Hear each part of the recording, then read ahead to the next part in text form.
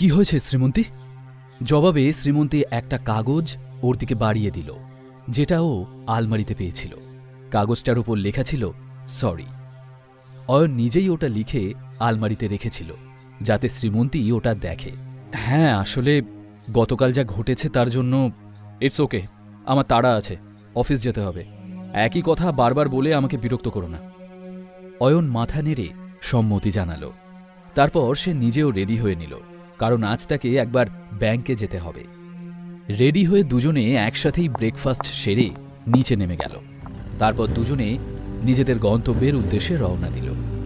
কিন্তু অয়ন কিছুটা এগোতে হঠাৎই পেছন থেকে শ্রীমন্তীর গাড়ি এসে হর্ন বাজাল। অয়ন অবাক হয়ে বাইক থামাতেই শ্রীমন্তী নিজের গাড়িটা ওর বাইকের পাশে এনে বলল, ভাবছি আজ বাইকেই চলে যাব, যা জ্যাম আজ রাস্তায়, অফিস পৌঁছতে দেরি হয়ে যাবে। জরুরি মিটিং আছে একটা, তাই বাইকে যাওয়াই ভালো। তাহলে চলো, দেরি করছো কেন? মুচকি হেসে অয়ন বাইক স্টার্ট করল। কিছুক্ষণের মধ্যেই ওরা পৌঁছে গেল মল্লিক ইন্ডাস্ট্রিজের সামনে। বাইক থেকে নামতেই শ্রীমন্তীর মোবাইলটা বেজে উঠল। স্ক্রিনে নিজের মা সুরভি দেবীর ফোন নাম্বার দেখে তাড়াতাড়ি কলটা রিসিভ করল শ্রীমন্তী। শ্রীমন্তী, তোর বাবার অ্যাক্সিডেন্ট হয়েছে, যত তাড়াতাড়ি পারিস হসপিটালে চলে আয়। শুনে শ্রীমন্তী হতবাক হয়ে গেল। ওকে চুপ করে থাকতে দেখে অয়ন জিজ্ঞেস করল, কি হলো শ্রীমন্তী? আমাকে এক্ষুনি সিটি হসপিটালে নিয়ে চলো প্লিজ। বাবা বাইরে থেকে ফিরছিলেন, আর তখনই ওনার অ্যাক্সিডেন্ট হয়েছে। আমাকে বাবার কাছে যেতে হবে, এক্ষুনি আমাকে বাবার কাছে নিয়ে চলো প্লিজ। শ্রীমন্তীর কথা শুনে অয়নও ব্যস্ত হয়ে উঠল। শ্রীমন্তীর বাবাই একমাত্র ব্যক্তি যিনি অয়নকে বিশ্বাস করতেন, ওকে প্রকৃত ভালোবাসতেন, যিনি ছিলেন মল্লিক পরিবারে অয়নের একমাত্র শুভাকাঙ্ক্ষী। দ্রুত ওরা দুজনে সিটি হসপিটালে পৌঁছে গেল। শ্রীমন্তীর বাবাকে আইসিইউতে রাখা হয়েছিল। সুরভি দেবী আইসিইউর সামনে বসে কান্নাকাটি করছিলেন। শ্রীমন্তীকে দেখেই উনি ছুটে এলেন মেয়ের কাছে। মেয়েকে জড়িয়ে ধরে বললেন, শ্রীমন্তী, তোর বাবাকে আইসিইউতে নিয়ে গেছে ওরা, আমার খুব চিন্তা হচ্ছে। চিন্তা করো না মা, সব ঠিক হয়ে যাবে। আমি খোঁজ নিয়ে দেখছি বাবার অবস্থা এখন কেমন। ইতিমধ্যেই অয়ন শ্রীমন্তীর বাবার কন্ডিশন নিয়ে ডাক্তারের সঙ্গে কথা বলতে শুরু করেছিল। ডাক্তারবাবু, এখন ওনার কন্ডিশন কেমন? ওনাকে যখন আনা হয়েছিল তখন উনি খুবই ক্রিটিক্যাল অবস্থায় ছিলেন, তবে আপাতত উনি স্টেবল। ওনার কন্ডিশন আমরা সবসময় মনিটর করছি, আশা তো করছি উনি দ্রুত সুস্থ হয়ে যাবেন, তবুও এক্ষুনি কিছু বলা যাচ্ছে না। এই বলে ডাক্তারটি ওখান থেকে চলে গেলেন। সারাটা দিন অয়ন, শ্রীমন্তী এবং সুরভি দেবীর খুবই দুশ্চিন্তার মধ্যে কাটল। শ্রীমন্তী, তুমি মাকে নিয়ে বাড়ি চলে যাও। আঙ্কেলের দেখাশোনা করার জন্য আমি থাকছি এখানে। ওনার কন্ডিশন আমি তোমাকে ফোনে জানাতে থাকব। অসম্ভব, বাবাকে ছেড়ে আমি কি করে যাব? এখন ওনার যা অবস্থা। শ্রীমন্তীর কথার মাঝেই অয়ন বলল, দেখো শ্রীমন্তী, আঙ্কেলকে আমি তোমার থেকে কিছু কম ভালোবাসি না। উনি আমার জন্য যা করেছেন তার বদলে আমি কিছুই করতে পারিনি ওনার জন্য। উনিই আমার একমাত্র শুভাকাঙ্ক্ষী। তাছাড়া এমন অবস্থায় তোমাকে নিজের খেয়ালটাও রাখতে হবে। তাই বলছি, মাকে নিয়ে তুমি বাড়ি যাও, এখানে আমি সামলে নেব। অনেকবার বলার পর অবশেষে শ্রীমন্তী সুরভি দেবীকে নিয়ে ওখান থেকে চলে গেল। ওনাকে নিজের বাড়িতে ড্রপ করে শ্রীমন্তী বাড়ি পৌঁছে গেল। এদিকে হসপিটাল করিডোরের একটা বেঞ্চে চুপচাপ বসেছিল অয়ন। তখনই এক ডাক্তার তার কাছে এসে বললেন, দেখুন, সমরবাবুর কন্ডিশন হঠাৎ করেই খারাপ হতে শুরু করেছে। যত তাড়াতাড়ি সম্ভব ওনার একটা অপারেশন করতে হবে। ডাক্তারের কথা শুনে অয়ন ঘাবড়ে গিয়ে জিজ্ঞেস করল, কিন্তু ওনার কন্ডিশন তো স্টেবল ছিল, তাহলে হঠাৎ করে কি হলো ডাক্তারবাবু? যে অয়নের কথায় ডাক্তার বলে, এই ব্যাপারে আমরা এখনই কিছু বলতে পারবো না, তবে এটুকু বলতে পারি, ওনার অপারেশনটা যদি এক্ষুনি না করা যায় তাহলে ওনার জীবনের আশঙ্কা আছে। তাহলে আপনি অপেক্ষা কেন করছেন ডাক্তারবাবু? শুরু করে দিন অপারেশন। ডাক্তার বললেন, ঠিক আছে, তার আগে কিছু ডকুমেন্টস ফিল আপ করতে হবে আপনাকে, আর ক্যাশ কাউন্টারে গিয়ে 15 লাখ টাকা জমা করে দিন। আমরা অপারেশনের প্রিপারেশন শুরু করে দিচ্ছি। 15 লাখ টাকার কথাটা শুনে অয়ন টেনশনে পড়ে গেল। তাড়াতাড়ি মোবাইল বার করে শ্রীমন্তীকে ফোন করতে গিয়ে অয়ন দেখল ওর সামনে বিক্রমবাবু দাঁড়িয়ে আছেন, তার মুখে হাসি। ওনাকে দেখেই অয়নের মাথায় অনেকগুলো সন্দেহ একসাথে জড়ো হলো। ও বিক্রমবাবুর মুখোমুখি এসে বলল, আপনি এখানে কি করছেন? আমি জানি শ্রীমন্তী ম্যাডাম টাকাটার ব্যবস্থা খুব সহজেই করে ফেলবেন, কিন্তু ছোটবাবু, আপনার কি মনে হয় যা হয়েছে সেসব নিজে থেকেই হয়েছে। এই অ্যাক্সিডেন্টটা আপনার বাবার কথায় করানো হয়েছে। কথাটা শুনে অয়ন হতবাক হয়ে গেল। আপনার সাহস কি করে হলো এরকম একটা জঘন্য কাজ করার? রাজদীপ রায়চৌধুরীর সীমাহীন সাহস গোটা ভারতের বাজার ওলটপালট করার ক্ষমতা রাখে। কাজটা আপনারা একদম ভালো করেননি, এর মূল্য আপনাদের চোকাতেই হবে। আমি ছেড়ে কথা বলবো না। মাত্র 15 লাখেরই তো ব্যাপার, ও আমি দিয়ে দিচ্ছি। তার বদলে আপনাকে রায়চৌধুরী গ্রুপ জয়েন করতে হবে, ব্যাস। এত বড় কোম্পানির সামনে 15 লাখ টাকাটা হলো যাকে বলে মাউন্ট এভারেস্টের সামনে উইয়ের ঢিপি। টাকাটা তো আপনাকে দিতেই হবে, আর আঙ্কেলের অ্যাক্সিডেন্টের হিসেবটাও আমি ঠিক মিটিয়ে দেব। কিন্তু আপনার প্রস্তাবে আমি কিছুতেই রাজি হব না। ছোটবাবু, আমি টাকাটা না দিলেও অপারেশন আটকাবে না, কারণ আপনার সঙ্গে শ্রীমন্তী ম্যাডাম আছেন। কিন্তু একটা কথা ভাবুন তো, যদি উনি জানতে পারেন যে আপনি আমাদের কথা মানতে রাজি হননি বলে ওনার বাবার অ্যাক্সিডেন্টটা করানো হয়েছে, তখন কি হবে? বা যদি শ্রীমন্তী ম্যাডাম জানতে পারেন যে রায়চৌধুরী পরিবারের সঙ্গে আপনার সম্পর্ক থাকার জেরেই ওনার বাবার অ্যাক্সিডেন্টটা হয়েছে, তখন কি উনি আদৌ ক্ষমা করতে পারবেন আপনাকে? মনে তো হয় না। বরং যে সম্পর্কটা এখন ধীরে ধীরে ভালো হচ্ছে, সেটা হয়তো এক ঝটকায় শেষ হয়ে যাবে। আর হ্যাঁ, আপনি যদি এখনও রাজি না হন, তাহলে আপনার বাবাকে তো চেনেনি, উনি কিন্তু এত সহজে ছাড়বেন না। হতে পারে শ্রীমন্তী ম্যাডাম কোনো বিপদে। ওকে ওকে, আপনি এমন কিছু করবেন না যাতে শ্রীমন্তী বা ওর ফ্যামিলির কোনো বিপদ হয়। আমি আপনার কথা মেনে নিতে রাজি আছি, তবে আমি কে সেটা যেন কেউ কখনো না জানতে পারে, বা আমার কারণে যে অ্যাক্সিডেন্ট ঘটানো হয়েছিল সেটাও যেন জানাজানি না হয়। অয়নের কথা শুনে বিক্রমবাবু হাসলেন, আর তখনই শ্রীমন্তীকে ওদের দিকে এগিয়ে আসতে দেখল অয়ন। ওর হাতে একটা টিফিন বক্স। ওকে আসতে দেখে বিক্রমবাবু সেখান থেকে চলে গেলেন। অয়ন শ্রীমন্তীকে তার বাবার কন্ডিশন সম্পর্কে জানালো। তারপর সমস্ত ফর্মালিটিস পূরণ করা হয়ে গেলে অপারেশন শুরু হয়ে গেল। অপারেশন শেষ করে ডাক্তার জানালেন যে সমরবাবু আপাতত সুস্থ। ডাক্তারের কথা শুনে ওরা দুজনেই স্বস্তির নিঃশ্বাস ফেলল। শ্রীমন্তী অয়নের দিকে টিফিন বক্সটা এগিয়ে দিয়ে বলল, খাবারটা বাবার জন্য নিয়ে এসেছিলাম, ভেবেছিলাম উনি সুস্থ থাকলে খাইয়ে দেব, কিন্তু এখন এই খাবারটা তুমিই খেয়ে নাও। সমরবাবুকে আইসিইউ থেকে বের করার সময় শ্রীমন্তী ওনার সঙ্গে রইল। এদিকে শ্রীমন্তীর বানানো টিফিনটা অয়ন শেষ করতে না করতেই ওর মোবাইলটা বেজে উঠল। অয়নদা, প্লিজ বাঁচাও আমাকে, না হলে আমার সর্বনাশ হয়ে যাবে। আবার নতুন করে কি নাটক শুরু করলে দিশা? অয়নদা, আমি এখন মনীষ আগরওয়ালের ক্লাবে আছি, তুমি প্লিজ জলদি।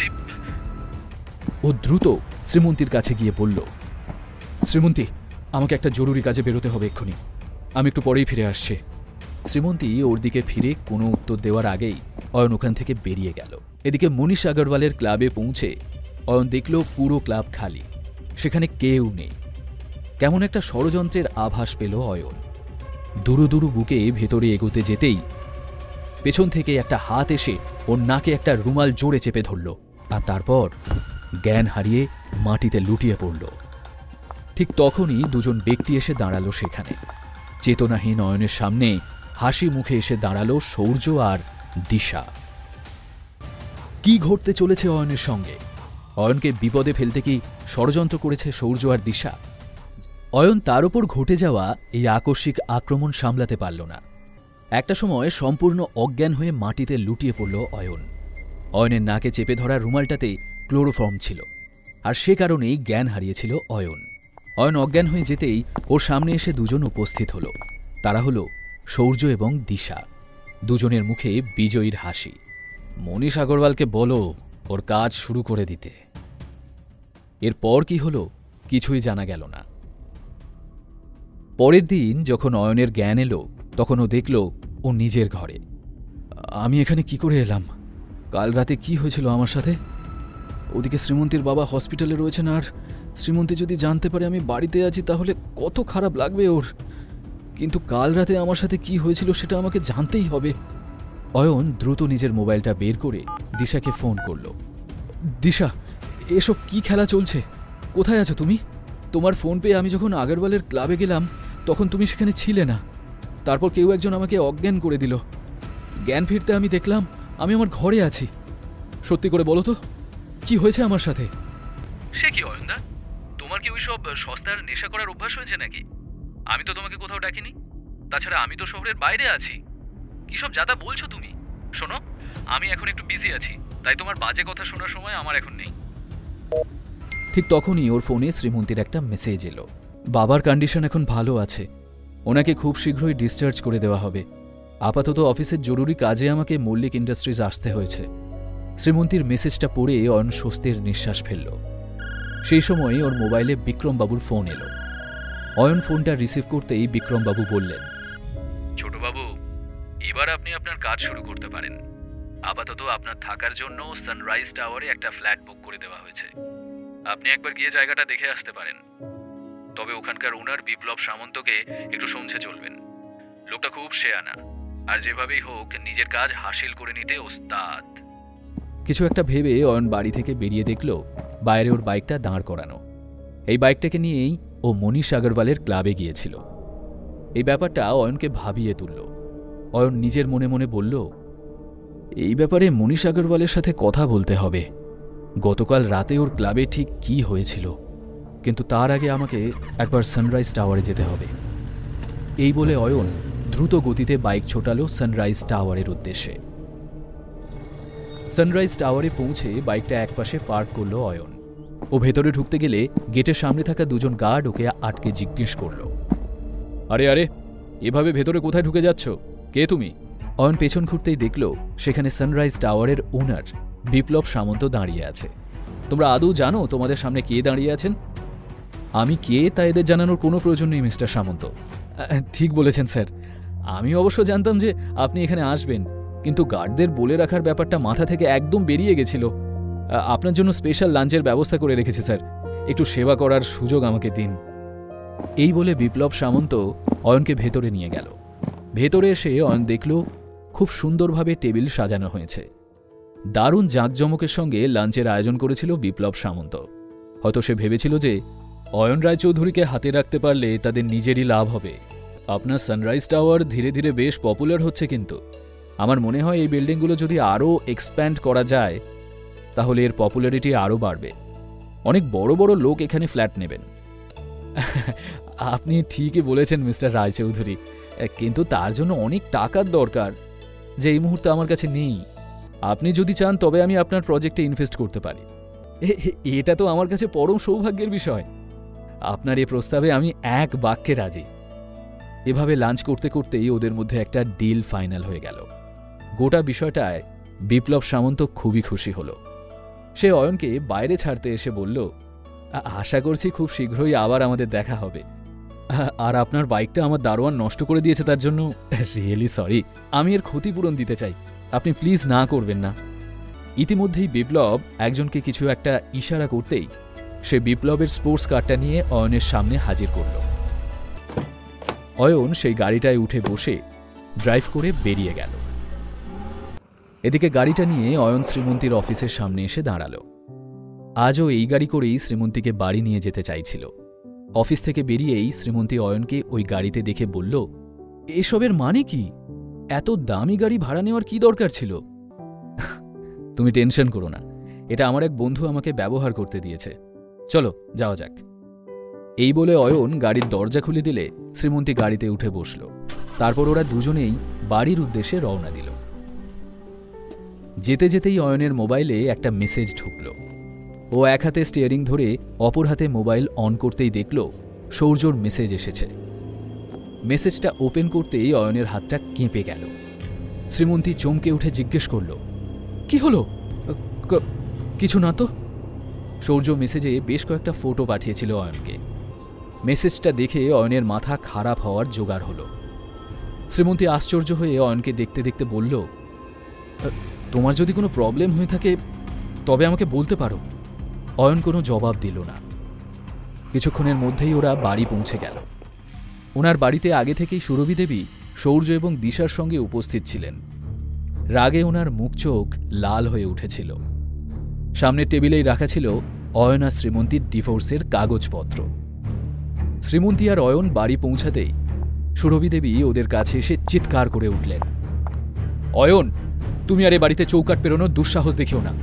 এতদিন তুমি আমার মেয়ের জীবনে একটা দাগ ছিলে, কিন্তু এখন তো তুমি শ্রীমন্তীর জীবনের একটা কলঙ্ক। তোমার এত সাহস কি করে হলো যে তুমি আমার মেয়ের সঙ্গে বিশ্বাসঘাতকতা করলে? এই সব মিথ্যে। একদম বাজে কথা বলবে না। এই ছবিগুলো দেখে যে কেউ বলবে যে এগুলো তোমারই ছবি। এই বলে সূর্য নিজের মোবাইলটা বের করে শ্রীমন্তীর দিকে এগিয়ে দিল। শ্রীমন্তী অবাক হয়ে ফটোগুলো দেখছিল। দেখতে দেখতে শ্রীমন্তীর চোখে জল চলে এসে গিয়েছিল। শ্রীমন্তী এক ঝলক অয়নের দিকে তাকালো। শ্রীমন্তী, এসব মিথ্যে, সব ষড়যন্ত্র। তোমার আর আমার সম্পর্কটা শেষ করে দেওয়ার জন্য সব প্ল্যান করা হয়েছে। কোন সম্পর্কের কথা বলছো তুমি? যেটা এখনো ঠিকমতো গড়েই ওঠেনি সেটা আবার শেষ কিভাবে হবে? চোখ ভর্তি জল নিয়ে শ্রীমন্তী সবার দিকে তাকাচ্ছিল। এক ঝলক অয়নের দিকেও তাকালো শ্রীমন্তী। ওর চোখে জল দেখে অয়নের খুব কষ্ট হচ্ছিল। আর তখনই সুরভি দেবী শ্রীমন্তীর হাতে একটা পেন ধরিয়ে দিয়ে বললেন, সামনেই ডিভোর্স পেপার রাখা আছে, শ্রীমন্তী এটাতে সই করে দে। আমি তোকে আর কিছুতেই এই ছেলেটার সাথে থাকতে দেব না। সুরভি দেবীর হাত থেকে পেনটা নিয়ে ধীরে ধীরে শ্রীমন্তী সেই টেবিলের দিকে এগিয়ে গেল, যার ওপর ডিভোর্স পেপারটা রাখা ছিল। ওকে টেবিলের দিকে এগোতে দেখে মুহূর্তের জন্য অয়নের বুকটা ধড়াস করে উঠল। শ্রীমন্তী কি অয়নকে ডিভোর্স দিয়ে দেবে, নাকি এই গল্পে আসবে নতুন কোনো মোড় যা অয়ন আর শ্রীমন্তীর জীবনকে অন্য খাতে বইয়ে দেবে? ডিভোর্স পেপারটা হাতে নিয়ে শ্রীমন্তী বেশ মনোযোগ সহকারে সেটা দেখছিল। ও একের পর এক পাতা উল্টাচ্ছিল, আর অয়নের হৃৎপিণ্ডের গতি যেন পাল্লা দিয়ে বেড়ে চলছিল। আরে শ্রীমন্তীদি, এত কি ভাবছিস? ঝটপট সইটা কর আর শেষ করে দে এই সম্পর্কটা। এই জঘন্য ছেলেটার বেড়াচাল থেকে মুক্ত কর নিজেকে। আর কতদিন এই ছেলেটার জুলুম সহ্য করবি বলতো? সুরভি দেবীও ভীষণ আগ্রহ ভরে অপেক্ষা করছিলেন যে কখন শ্রীমন্তী ডিভোর্স পেপারে সই করে সেটা ছুঁড়ে মারবে অয়নের মুখের ওপর। কিন্তু তখনই শ্রীমন্তী হাতে ধরে থাকা পেনটা দু টুকরো করে ভেঙে ফেলে। কি পাগলামি করছিস শ্রীমন্তী? এই ছেলেটা যে তোকে ঠকিয়েছে সেটা কি তুই বুঝতে পারছিস না? এই কথা শুনে শ্রীমন্তী প্রচণ্ড রাগে ডিভোর্স পেপারটা দু হাতে ধরে এক ঝটকায় ছিঁড়ে ফেলল। তারপর সেটা কুচি কুচি করে ছুঁড়ে মারল সৌর্যর মুখের ওপর। ওর রাগ দেখে সৌর্য এবং দিশা দুজনেরই মুখ শুকিয়ে গেল। কেন এমন পাগলামি করছিস শ্রীমন্তী?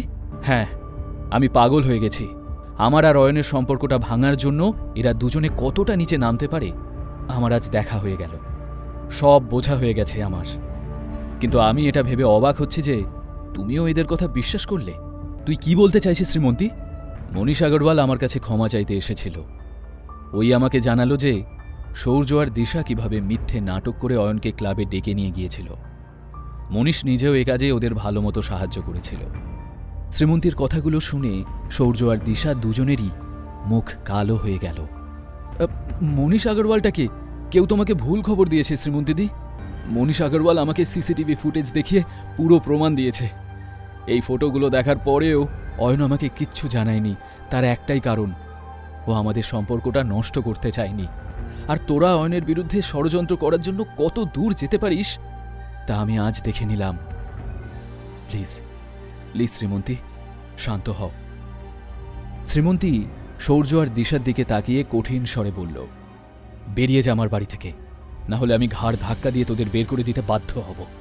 আর কোনোদিন ভুলেও এ বাড়িতে পা রাখার সাহস দেখাস না, কথাটা যেন মনে থাকে। সৌর্য আর দিশা মাথা নিচু করে ওখান থেকে বেরিয়ে গেল। এই সব কিছু যে সৌর্য আর দিশা মিলে প্ল্যান করেছে তা আমার জানা ছিল না। যাই হোক, আমি এখন আসি। তুমি ব্যাপারটা আমাকে আগেই বলতে পারতে। অন্তত এইটুকু বিশ্বাস আমার তোমার উপর ছিল। শ্রীমন্তীর কথা শুনে অয়নের মনে একটা অন্যরকম ভালো লাগার অনুভূতি হল। পরের দিন আরও একটা চ্যালেঞ্জের মুখে পড়ল শ্রীমন্তী। ও ভাবতেই পারেনি যে একটা বড় ঝটকা ওর জন্য অপেক্ষা করছিল। শ্রীমন্তী রেডি হয়ে অয়নের সাথে বাড়ি থেকে বেরিয়ে অফিসে পৌঁছে দেখল ওর দাদু সুবীর মল্লিক একটা মিটিং করছেন। সানরাইজ টাওয়ারে কোনো বড় কোম্পানি ইনভেস্ট করেছে, আর এই কারণে ওদের পপুলারিটি ক্রমশই বাড়ছে। বড় বড় বিজনেসম্যানরা ওই প্রজেক্টটা টেক ওভার করতে চাইছে। আমি চাই যেভাবেই হোক আমাদের কোম্পানির আন্ডারে যেন এই প্রজেক্টটা আসে। এর জন্য যা যা করতে হয় আপনারা করুন। তবে যদি কাজটা আপনাদের দ্বারা না হয় তাহলে সবাই যে যার পজিশন ছাড়ার জন্য তৈরি থাকবেন। যে এই ডিলটা ক্র্যাক করতে পারবে তাকে উপহারস্বরূপ শহরের বাইরে আমাদের নতুন 6 তলা অ্যাপার্টমেন্টটা দেওয়া হবে। ঠিক তখনই সৌর্য কিছু একটা ভেবে বলল, বেস্ট ইঞ্জিনিয়ারদের টিমটা শ্রীমন্তীর বাবা সমর আঙ্কেলের আন্ডারে আছে। কিন্তু উনি তো এখন হসপিটালে। আমার মতে ওই টিমটা যদি আমাকে হ্যান্ডওভার করা হয় তাহলে আমি কনফিডেন্ট যে প্রজেক্টটা আমি নিশ্চয়ই পেয়ে যাব। কিন্তু এমনিতেই বাবার কাছ থেকে অনেক কিছু কেড়ে নেওয়া হয়েছে, এখন ওনার এই বিশ্বস্ত টিমটাও যদি নিয়ে নেওয়া হয় তাহলে আর কি থাকবে বাবার কাছে? সৌর্য তো একদম ঠিক কথা বলছে, আঙ্কেল এখন হসপিটালে, সো ওই টিমটা সৌর্যকেই হ্যান্ডওভার করে দেওয়া উচিত। সুবীরবাবু মিটিংয়ে উপস্থিত বাকিদের প্রতিক্রিয়া দেখে বুঝলেন যে তারা সৌর্যর কথায় সহমত। অতএব তিনি সৌর্যর হাতে ওই টিমটা তুলে দিলেন। এতে শ্রীমন্তীর আর কিছু করার ছিল না। ওকে খুবই চিন্তিত দেখাচ্ছিল। এই ডিলটা ক্র্যাক করার দায়িত্ব সৌর্যকে দেওয়ার পরে মিটিং ওভার হয়ে গেল। একটু আগে সুবীরবাবুর দেওয়া কোম্পানি ছাড়ার হুমকিটা মিটিং শেষ হওয়ার পরেও সৌর্যর মাথায় ঘুরপাক খাচ্ছিল। ওকে যদি কোম্পানি ছাড়তেই হয় তবে কোম্পানিটাকে নিজের আয়ত্তে আনবে কিভাবে, এটা ভেবেই চিন্তায় পড়ে গেল সৌর্য। কিছু একটা ভেবে ও অফিস থেকে বেরিয়ে এলো। তারপর সানরাইজ টাওয়ারের সিইও আবির দেব বর্মনকে ফোন করল। স্যার, আমি মল্লিক ইন্ডাস্ট্রিজের তরফ থেকে সৌর্য কথা বলছি। আমি সানরাইজ টাওয়ারে আপনার প্রজেক্টটা নিতে ইন্টারেস্টেড। কে তুই বলতো? কেন ফোন করেছিস আমাকে? এভাবে ফোনে প্রজেক্টের ব্যাপারে ডিসকাশন হয় নাকি? কি ভাবিস তুই নিজেকে? স্যার সরি স্যার, প্লিজ ক্ষমা করে দিন। আসলে আমি আগামীকাল আপনার সাথে দেখা করতেই যেতাম, তার আগে একটু ফোনে কথা বলে নিতে চেয়েছিলাম। যে কোনো উপায়ই হোক প্রজেক্টটা আমার কাছে এলে খুব ভালো হয়। আচ্ছা, যে কোনো উপায়? তুই আমাকে থ্রেট দিয়ে কাজ হাসিল করতে চাইছিস? ঠিক আছে, আয় তুই কাল আমার অফিসে। বিরাট প্রেস কনফারেন্সের আয়োজন করে রেখেছি আমি। ওখানেই আমি তোর আর তোর কোম্পানির মান সম্মান যদি ধুলোয় না মিশিয়ে দিতে পেরেছি তো আমিও আবির দেব বর্মন নই। এরপর থেকে আর কখনোই ফোনে কোনো ডিল করার কথা স্বপ্নেও ভাববি না। হে ভগবান, এ আমি কি করে ফেললাম? এখন আমি ওখানে যাব কিভাবে? এই আবির দেব বর্মন আমাকে প্রজেক্ট দেওয়া তো দূর, আমার আর আমার কোম্পানির মান সম্মান নিয়ে টানাটানি করার কথা ভাবছে। পেছনে দাঁড়িয়ে সৌর্যর সব কথা শুনছিল দিশা। ও কাছে এসে বলে, এত চিন্তা করছিস কেন ভাই? শ্রীমন্তী তো আছে কোম্পানির নাম উজ্জ্বল করার জন্য। দিশার কথার অর্থ বুঝতেই সৌর্যর ঠোঁটের কোণে বাঁকা হাসি খেলে গেল। ও দ্রুত সুবীর মল্লিকের কেবিনে এসে উপস্থিত হল। শ্রীমন্তী আগে থেকেই ওখানে বসেছিল। ওকে দেখে সুবীরবাবু জিজ্ঞেস করেন, কি ব্যাপার সৌর্য? দাদু ভাই, আমি চাই সানরাইজ টাওয়ারের প্রজেক্টটা পাওয়ার জন্য শ্রীমন্তীও আমাদের সাথে সমান তালে চেষ্টা করুক। আফটার অল শ্রীমন্তীর যা এক্সপিরিয়েন্স, আমার মতে শ্রীমন্তী এই প্রজেক্টটা সহজেই পেয়ে যেতে পারে, আর তাতে কোম্পানিরই লাভ হবে। সৌর্যর কথা শুনে সুবীর আর শ্রীমন্তী দুজনেই চিন্তায় পড়ে গেল। শ্রীমন্তী বুঝতে পারছিল না যে আচমকা সৌর্যর মনে ওর জন্য এত দয়া কেন জাগল। ঠিক আছে সৌর্য, তুমি যাও, এই ডিলটা শ্রীমন্তী ক্র্যাক করবে। সৌর্য ঠোঁটের কোণায় একটা জয়ের হাসি নিয়ে কেবিন থেকে বেরিয়ে এলো। দিশা বাইরে অপেক্ষা করছিল। এবার হবে আসল মজা। আগামীকাল প্রেস কনফারেন্সে মল্লিক ইন্ডাস্ট্রিজের বদনাম হবে, আর তার জন্য দায়ী হবে শ্রীমন্তী। তারপর ওকে সোজা বের করে দেওয়া হবে অফিস থেকে। ওর কথা শুনে দিশার মুখেও হাসি খেলে গেল। পরের দিন সৌর্য আর দিশা দুজনে মিলে শ্রীমন্তীকে নিয়ে আবির দেব বর্মনের অফিসে গেল। শ্রীমন্তী, ভেতরে তো আমাদের কোনো কাজ নেই, আমরা গাড়িতেই বসে আছি, ওকে? শ্রীমন্তী এক ঝলক সৌর্যকে দেখে নিয়ে অফিসে ঢুকে গেল। শ্রীমন্তী ভেতরে ঢুকতেই দেখল বড় বড় কোম্পানির সব লোকজন ওখানে আগে থেকেই উপস্থিত রয়েছে। শ্রীমন্তী খানিকটা অনুমান করতে পেরেছিল যে সৌর্য কিছু একটা খেলা খেলছে। সকলে আবির দেব বর্মনের আসার অপেক্ষায় ছিল। শ্রীমন্তীও তাই এগিয়ে গিয়ে নিজের জায়গায় বসল। ঠিক তখনই আবির দেব বর্মন এসে উপস্থিত হল। সে এক ঝলক সবার দিকে তাকিয়ে নিয়ে উঁচু স্বরে জিজ্ঞেস করল, এখানে মল্লিক ইন্ডাস্ট্রিজ থেকে কি কেউ এসেছে? হ্যাঁ, আমি শ্রীমন্তী মল্লিক। আমি মল্লিক ইন্ডাস্ট্রিজের রিপ্রেজেন্টেটিভ হিসেবে এই প্রজেক্টটা নিতে ইচ্ছুক। আপনি আমার পাশে এসে বসুন। শুরুটা না হয় আপনাকে দিয়েই হোক। আবিরের কথায় সকলে অবাক চোখে শ্রীমন্তীকে দেখতে লাগল। কিছু বুঝে উঠতে না পেরে শ্রীমন্তীও ধীর পায়ে গিয়ে বসল আবিরের পাশের সিটে। আবিরের ঠোঁটের কোণে থাকা হাসি দেখে বোঝার কোনো উপায় ছিল না যে তার মাথায় তখন কী চলছিল। ভিড়ের মধ্যে মিশে থেকে সৌর্য আর দিশাও অপেক্ষা করছিল যে কখন আবির দেব বর্মন কথা শুরু করবে আর শ্রীমন্তীর অপমানের পালা শুরু হবে। ইনি হলেন মল্লিক ইন্ডাস্ট্রিজের তরফ থেকে শ্রীমন্তী মল্লিক। গতকাল এনার কোম্পানি থেকে কেউ একজন আমাকে ফোন করে হুমকি দেয়। যাতে আমি এই প্রজেক্টটা ওনাদের দিয়ে দিই। আর আজ ইনি এসেছেন প্রজেক্টটা ওনাকে দিয়ে দেওয়ার অনুরোধ নিয়ে। অদ্ভুত না? একটা মুচকি হাসি নিয়ে আবির শ্রীমন্তীকে দেখছিল, আর ওনার কথায় ওখানে উপস্থিত বাকি সকলেও শ্রীমন্তীর দিকে চেয়ে হেসে উঠল। আবিরের কথা শুনে সৌর্য আর দিশার চোখ চকচক করে উঠল। ওরা এটা ভেবেই আনন্দ পাচ্ছিল যে এইবার আবির দেববর্মন শ্রীমন্তীকে শুধু অপমানিতই করবে না, একেবারে বের করে দেবে এখান থেকে। অন্যদিকে শ্রীমন্তীও পরিস্থিতি দেখে বেশ একটু টেনশনে পড়ে গেল। আর ঠিক তখনই আবিরের ফোনটা বেজে উঠল। সে ফোন রিসিভ করতেই অপর প্রান্ত থেকে কিছু কথা ভেসে এলো, যেগুলো আবির চুপচাপ শুনছিল। সে ফোনের উল্টো দিকে থাকা ব্যক্তিকে বলে উঠল, হ্যাঁ হ্যাঁ স্যার, যেমনটা আপনি বলছেন তেমনটাই হবে, আপনি চিন্তা করবেন না। আচ্ছা ঠিক আছে, ধন্যবাদ। কথা বলে আবির ফোনটা কেটে দিল। তারপর মাইকটা সামনে নিয়ে বলল, লেডিজ অ্যান্ড জেন্টলম্যান, আমাকে ক্ষমা করবেন, একটা জরুরি ফোন চলে আসায় আপনাদের খানিকটা সময় নষ্ট করার জন্য আমি মন থেকে ক্ষমা প্রার্থী। যাই হোক, যা বলছিলাম, মল্লিক ইন্ডাস্ট্রিজের ওখান থেকে ফোন করে এই ডিলটা ফাইনাল করতে বলায় আমার খুব রাগ হয়েছিল। এই শুনে টেনশনে শ্রীমন্তীর বুকের ধুকপুকানি বেড়ে গেল। এদিকে সৌর্য আর দিশার মুখে খেলে গেল ক্রূর হাসি। কিভাবে শ্রীমন্তী নিজের অপমানের মোকাবিলা করবে? সৌর্য আর দিশার এই নোংরা পরিকল্পনারই বা কী পরিণাম হতে চলেছে? আপনারা তো জানেন, এই প্রজেক্টটার জন্য আমাদের কোম্পানি অনলাইন প্রেজেন্টেশনও চেয়েছিল। আমরা সবকটা প্রেজেন্টেশন ভালোভাবে দেখেছি। তার মধ্যে আমার সবচেয়ে বেশি পছন্দ হয়েছে মল্লিক ইন্ডাস্ট্রিজের পাঠানো প্রেজেন্টেশনটা।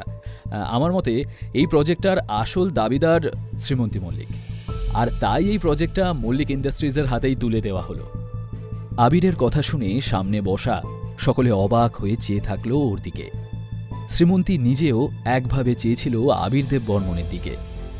সদ্য যা ঘটে গেল তা শ্রীমন্তীর বিশ্বাসই হচ্ছিল না।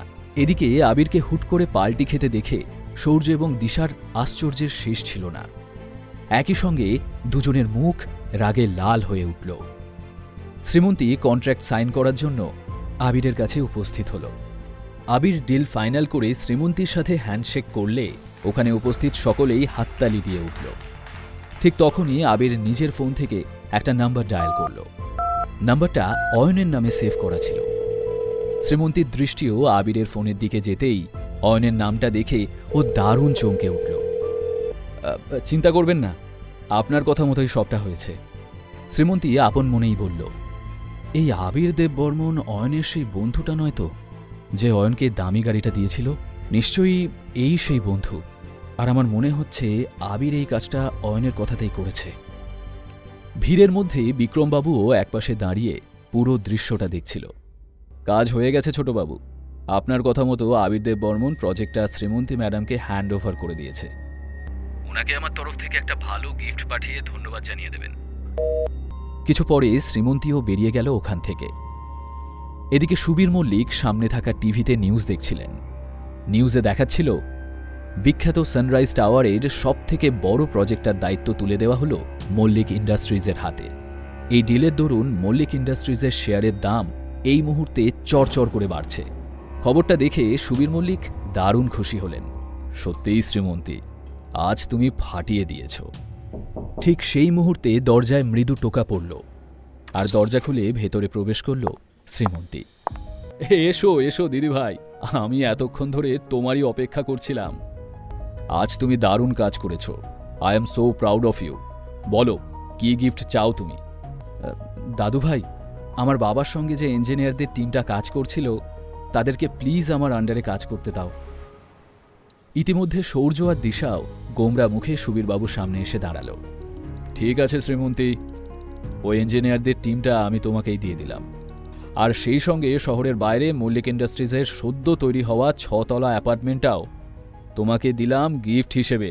কেমন? তারপর সৌর্য আর দিশার দিকে চোখ পড়তে সুবীরবাবু বললেন, এ কি, তোমাদের মুখ দুটো এমন বাংলার 5-এর মতো হয়ে রয়েছে কেন? শ্রীমন্তী এত বড় একটা ডিল ক্র্যাক করেছে, তোমাদের তো খুশি হওয়ার কথা। এই বলে সুবীরবাবু ওখান থেকে চলে যান। শ্রীমন্তীও অফিস থেকে বেরিয়ে গাড়িতে উঠে নিজের বাড়ির দিকে রওনা দিল। অয়নকে ও খুব মিস করছিল। অয়নের জন্য বুকের ভেতরটা অদ্ভুতভাবে মোচড় দিয়ে উঠছিল। আজ হঠাৎই ও অয়নের জন্য খুব মায়া অনুভব করছিল। এসব ভাবতে ভাবতেই শ্রীমন্তী ধীরে ধীরে নিজের ঘরের দিকে এগোচ্ছিল। এদিকে অয়ন আগে থেকেই ঘরে পৌঁছে গিয়ে চুপচাপ বসেছিল। অয়ন যখন ঘরে একা ছিল তখনই ও বিক্রমবাবুকে ফোন করে জানিয়ে দিল যে পুরনো বাইকটা ওর লাগবে, যেভাবেই হোক সেটা যেন হাজির করা হয়, কারণ শ্রীমন্তী ওর সাথে বাইকে যেতেই পছন্দ করে। পরদিন শ্রীমন্তীর মনে ছিল যে আজ ওদের ম্যারেজ অ্যানিভার্সারি। অপরদিকে অয়নেরও মনে ছিল ওদের বিয়ের তারিখের কথা। তবে দুজনেই প্ল্যান করেছিল যে ওরা একে অপরকে সারপ্রাইজ দেবে। অয়ন শ্রীমন্তীর পছন্দের সব আইটেম নিজে হাতে রান্না করে রেখেছিল। অন্যদিকে শ্রীমন্তী নিজের গাড়িটা নিয়ে সোজা এসে থামল একটা শপিং মলের সামনে। আজ শ্রীমন্তী এখানে শুধুমাত্র অয়নের জন্য কেনাকাটা করতে এসেছে। ও অয়নের জন্য উপহার কিনতে চায়, সেই সাথে ওকে থ্যাঙ্কসও জানাতে চায়। এরপর বেশ কিছু ঘণ্টা অতিবাহিত হয়েছে, কিন্তু শ্রীমন্তী তখনও বাড়ি ফেরেনি। এদিকে রাত হয়ে যাওয়ায় অয়নও বেশ চিন্তায় পড়ে গেল। ও বারবার শ্রীমন্তীকে ফোনে ট্রাই করছিল, কিন্তু তাতে কোনো লাভ হলো না। শ্রীমন্তীর ফোন বারবারই নট রিচেবল বলছিল। ঠিক তখনই ডোরবেল বেজে উঠতেই অয়ন দ্রুত পায়ে দরজার দিকে এগোল। দরজা খুলে শ্রীমন্তীকে দেখা মাত্রই অয়নের মুখে হাসি ঝিলিক দিয়ে উঠল। শ্রীমন্তীর হাতে থাকা ব্যাগগুলো নিজের হাতে নিতে নিতে অয়ন বলে উঠল, আমাকে দাও, আমি এগুলো সব রেখে দিচ্ছি। তারপর আজকের দিনটা কেমন কাটল? বেশ ভালো। আজকে বোধহয় কিছু একটা আছে, আর সেই কারণেই আমি তোমার জন্য এই গিফটটা এনেছি। ও, তার মানে তোমার মনে ছিল যে আজকে আমাদের ম্যারেজ অ্যানিভার্সারি? অয়ন হাসি মুখে দ্রুত হাতে গিফট বক্সটা খুলতে লাগল। ওটার মধ্যে একটা ঘড়ি ছিল। অয়ন ঘড়িটা নিজের হাতে নিতেই শ্রীমন্তী ওর কাছ থেকে ঘড়িটা নিয়ে অয়নের হাতে পরিয়ে দিতে দিতে বলল, এই ঘড়িটা সবসময় আমাদের এই মুহূর্তটাকে মনে করিয়ে দেবে। আমাদের একে অপরের প্রতি যে বিশ্বাস আর ভরসাটা আছে তাকে জীবন্ত রাখবে। কিন্তু তোমাকে দেওয়ার মতো আমার কাছে কোনো দামি গিফট নেই। তবে হ্যাঁ, আমাদের অ্যানিভার্সারি উপলক্ষে আজ আমি তোমার জন্য তোমার পছন্দের ডিনার রেডি করে রেখেছি। এর চেয়ে বেশি কিছু আমি চাইও না। মনে হচ্ছে বৃষ্টি নেমেছে, তুমি তাড়াতাড়ি ফ্রেশ হয়ে নাও, আমি ডিনার সার্ভ করে দিচ্ছি, তারপর আমরা একসাথে ডিনার করে নেব। শ্রীমন্তী মাথা নেড়ে ওয়াশরুমে চলে গেলে অয়ন এক দৃষ্টে ওর গিফট করা ঘড়িটার দিকে চেয়ে থাকল কয়েক মুহূর্ত। হঠাৎই ডোরবেল বেজে উঠলে অয়ন মুখ তুলে তাকাল। অয়ন গিয়ে দরজা খুলতেই দেখল খুবই সুন্দরী একটি মেয়ে দাঁড়িয়ে রয়েছে। বাড়ির সামনে একটা দামি গাড়িও পার্ক করা ছিল, যা দেখে বোঝা যাচ্ছিল যে এই মেয়েটা সম্ভবত বেশ বড়লোক পরিবারের। ক্ষমা করবেন, আপনি কার সাথে দেখা করতে চান? সে কি, তুমি আমাকে চিনতে পারছো না? না, না তো। তবে মনে হচ্ছে আপনাকে কোথাও দেখেছি, কিন্তু কোথায় দেখেছি তা মনে করতে পারছি না। এসব কি বলছো তুমি অয়ন? তুমি আমাকে মনে করতে পারছো না? আরে আমি রিয়া, কতবার তো আমাদের দেখা হয়েছে। আচ্ছা, ভেতরে আসতে বলবে না আমাকে? কে রিয়া বলুন তো? এই তো, তুমি একটু আগেই বললে যে তুমি আমাকে দেখেছ। এত তাড়াতাড়ি কি করে ভুলে যেতে পারো তাহলে অয়ন? ইতিমধ্যে শ্রীমন্তী সেখানে এসে উপস্থিত হলো। এসব কি অয়ন? এই মেয়েটা কে? তুমি জানো না আমি কে? জবাবে শ্রীমন্তী মাথা নেড়ে না বললে রিয়া বলে উঠল, তাহলে শোনো, আমি অয়নের ওয়াইফ। কথাটা শুনে অয়নের মাথা যেন হঠাৎ করে কাজ করা বন্ধ করে দিল। এদিকে শ্রীমন্তী রিয়ার দিকে তাকালো অবাক হয়ে। কে এই রিয়া? অয়নের সঙ্গে কি সম্পর্ক তার? অয়ন আর শ্রীমন্তীর জীবনের এই বিশেষ রাতে এই অঘটন কি শেষ করে দেবে ওদের সম্পর্কটা? রিয়ার কথা শুনে অয়নের মাথা যেন মুহূর্তের জন্য কাজ করা বন্ধ করে দিল। এসব কি বলছো তুমি? অয়ন আমার হাজব্যান্ড, প্রলাপ বকা বন্ধ করো। এরপর রিয়া একবার অয়নের দিকে তাকিয়ে খিলখিল করে হেসে উঠল, আর সেই সাথে শ্রীমন্তীও খিলখিলিয়ে হেসে উঠল। এসব কি ফাজলামো হচ্ছে শ্রীমন্তী? কি চলছে বলো তো? ভেরি সরি অয়ন, এগুলো সব একটা প্র্যাঙ্ক ছিল। আসলে রিয়ার সাথে আমার একটা শর্ত হয়েছিল। ও বলেছিল সব ছেলেই নাকি ওকে এক দেখাতেই ক্রাশ খায়। তো আমি বললাম, বেশ, তোর কথা তখনই বিশ্বাস করা যাবে যখন এর একটা টেস্ট হবে। আর সেই টেস্টটা আমরা তোমার উপরেই করলাম। কিন্তু রিয়া এই টেস্টে ফেল করেছে। I am so proud of you Ayan. তবে তুমি চাইলে আমি তোমার সেকেন্ড ওয়াইফ হতেই পারি অয়নদা। Shut up. ঠিক তখনই রিয়ার ফোনটা বেজে উঠল। সরি গাইস, আমাকে একটা আর্জেন্ট কাজে বেরিয়ে যেতে হবে। সে কি, আমি তোকে এখানে আমাদের অ্যানিভার্সারি সেলিব্রেট করতে রেখেছিলাম, আর তুই বলছিস চলে যাবি? সরি আর আজ আমাকে যেতেই হবে, তবে সময় পেলেই আমি আবার চলে আসবো। ওকে, বাই শ্রীমন্তী, বাই অয়নদা। এই বলে রিয়া ওখান থেকে বেরিয়ে গেল। এদিকে মল্লিক ম্যানশনের সামনে হাঁটু মুড়ে বসেছিল সূর্য। কে জানে বাবা এতক্ষণ ধরে ভেতরে কি করছে, কোথায় দাদুকে চটজলদি ম্যানেজ করে নেবে তা নয়। ঠিক তখনই দরজা খুলে বিজয়ীর হাসি নিয়ে বেরিয়ে এলেন সূর্যর বাবা পঙ্কজ মল্লিক। বাবা, কি কথা হলো ভেতরে? দাদু কি ক্ষমা করেছে আমাকে? হ্যাঁ, কিন্তু আমি তোমার ওপর এখনও রেগে আছি সূর্য। দাদুর কথার ওপরে তোমার কথা বলা উচিত হয়নি। বাবা যখন বললেন যে ওই টিমটা শ্রীমন্তী লিড করবে, তখন কেন তুমি ওনার এগেনস্টে কথা বললে?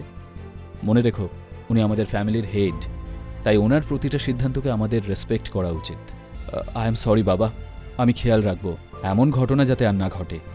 সূর্য, ওই প্রজেক্টটা নিয়ে চিন্তা করো না, শুধু একটা কথা মাথায় রেখো, আগামীকাল তোমার দাদু শিলিগুড়ি যাচ্ছেন।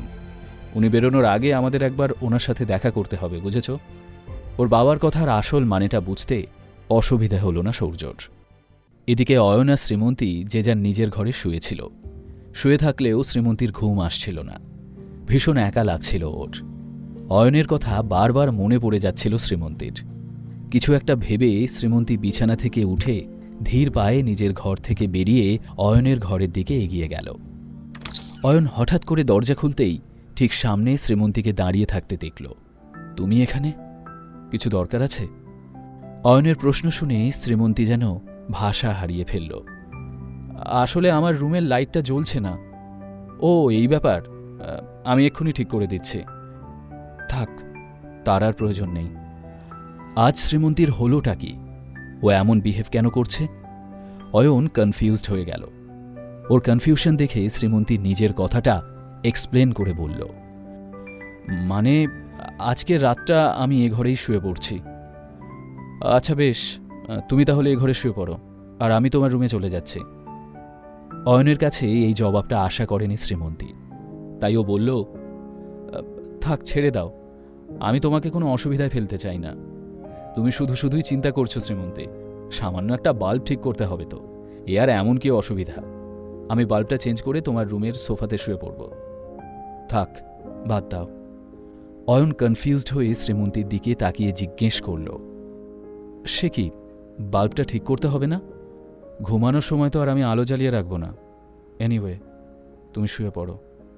এই বলে শ্রীমন্তী দ্রুত পায়ে নিজের ঘরে গিয়ে সজোরে দরজা বন্ধ করে দিল। পরের দিন সকালে ঘুম ভাঙতেই দুজনে ঝটপট রেডি হয়ে নিল। বাড়ি থেকে বেরিয়ে অয়ন আজ নিজের নতুন বাইকে শ্রীমন্তীকে অফিসে পৌঁছে দিল। ওকে ড্রপ করে অয়ন টার্ন নিতে যেতেই একটা গলা পেয়ে দুজনেই ঘুরে তাকালো। আরে অয়নদা, বউকে বাইকে করে অফিসে ছাড়তে এলে যে? আমি তো ভাবলাম নতুন স্পোর্টস কারে বসিয়ে অফিসে আনবে। ইনফ্যাক্ট আমি তো ভেবেছিলাম এখন থেকে হয়তো নতুন গাড়িতে শ্রীমন্তী দিয়ে অফিসে যাওয়া আসা করবে। তীব্র ঘৃণা ভরা গলায় কথাগুলো বলতে বলতে ওদের দিকে এগিয়ে এলো দিশা মল্লিক। আই থিঙ্ক অত দামি গাড়ি রেন্টে নেওয়ার মতো টাকা ফুরিয়ে গেছে অয়নদার, রাইট?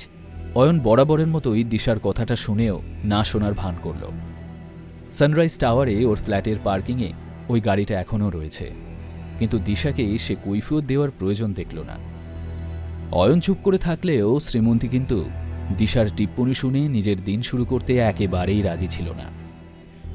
আচ্ছা দিশা, তোর লজ্জা নেই? তুই কি আবার ঘাড় ধাক্কা খেয়ে এখান থেকে বিদায় নিতে চাস?